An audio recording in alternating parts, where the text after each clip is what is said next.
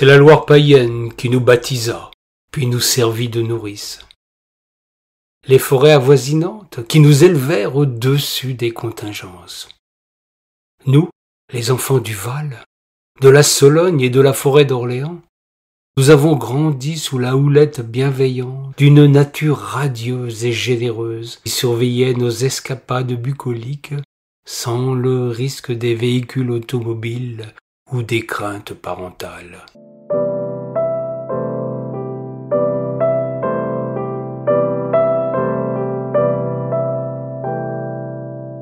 Nous nous sommes nourris de la friture de goujon et des écrevisses d'alors, des pêches des étangs et des gibiers d'une Sologne qui n'était pas encore enfermée dans un labyrinthe de barbelés hostiles.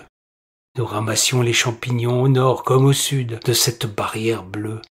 La lépiote s'élevait bien droite le long des rives, le cep abondait dans les chênaies et les girolles préféraient la lande.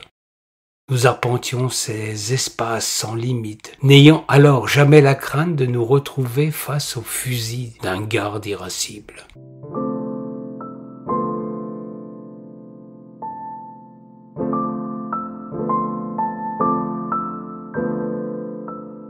Nous nous sommes réunis en joyeuse bande insouciante autour de feux de bois que nul ne pensait alors interdire.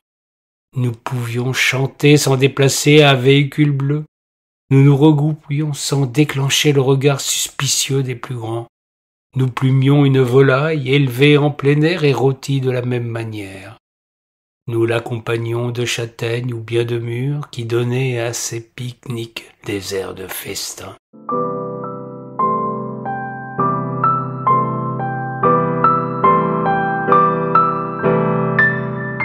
Nous découvrîmes les promesses et les premiers émois dans la discrétion d'une garrigue, sous le couvert d'un taillis ou dans le secret d'une île.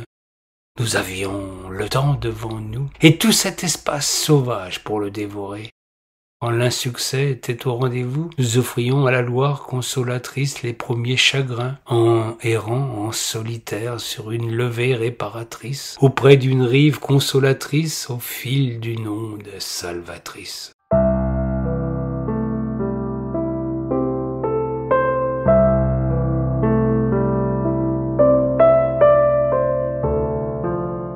Nous avons dormi sur le sable d'une plage isolée. Des guitares incertaines accompagnées de quelques accords, les succès de Grimoald ou de Maxime Le Forestier, que nous chantions jusqu'à ce que le sommeil nous emporte vers la magnificence d'un soleil levant.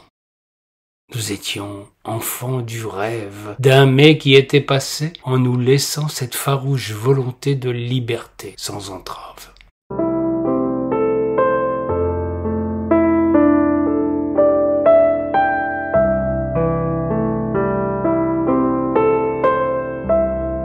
Nous avons grandi et perdu de vue Notre-Dame ligère pour quelques infidélités qui nous éparpillèrent dans tout le pays et bien plus loin encore. Pourtant, indéfectiblement, nous étions de la tribu ligère et jamais ce lien ne se rompra. Les semelles de vent de nos patogas nous ont conduits en bien des endroits. Beaucoup sont devenus moniteurs, éducateurs, instituteurs ou animateurs pour transmettre le goût de la pleine nature aux générations futures.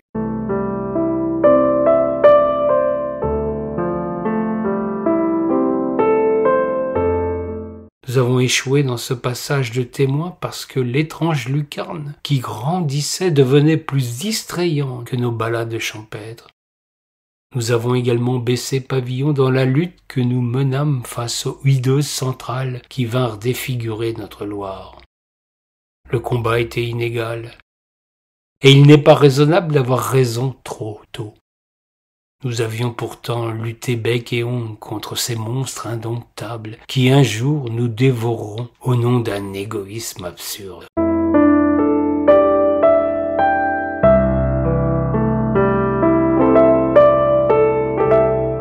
Beaucoup ont fait leur vie d'adulte loin de la douceur du Val. L'ascenseur social fonctionnait encore et chacun prenait une direction que de bonnes études avaient définie. Ils n'en gardèrent pas moins une douce nostalgie au cœur.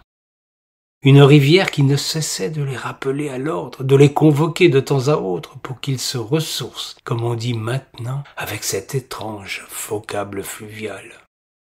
Ceux qui sont restés ont longtemps survécu au matérialisme envahissant.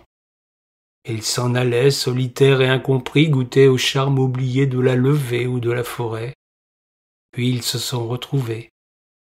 Quelques-uns d'abord, puis un peu plus nombreux au fil du temps, autour de la mémoire d'une marine de Loire qui avait été totalement effacée par leurs pères et les pères de ceux-ci.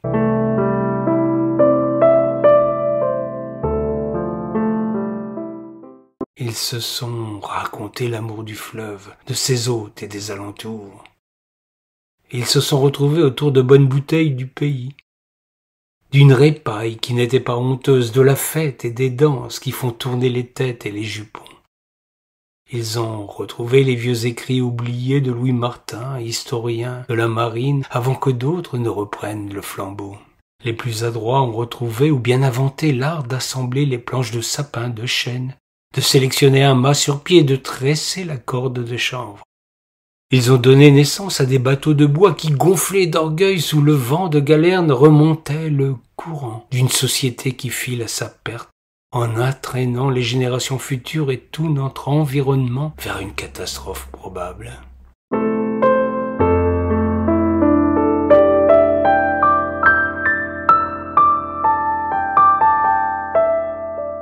Ils se sont dressés une nouvelle fois devant cette appropriation effrénée de ce qui ne devrait que se partager et se transmettre.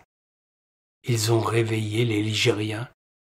Ils leur ont dessillé les yeux pour qu'à nouveau ils regardent cette rivière magnifique qui est leur plus beau bien commun.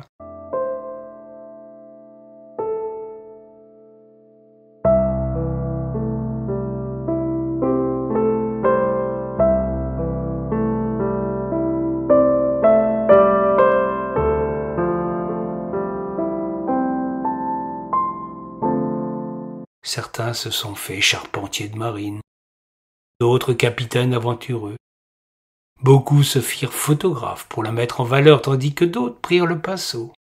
Il en est encore qui se sont rêvés chanteurs de Loire, et quelques-uns ont eu la prétention d'écrire des histoires.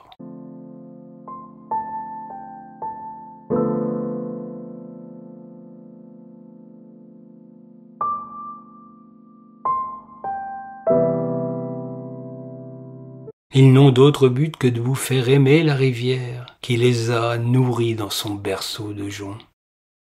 Puissiez-vous les rejoindre à votre tour, au cœur de cette merveilleuse passion Loire.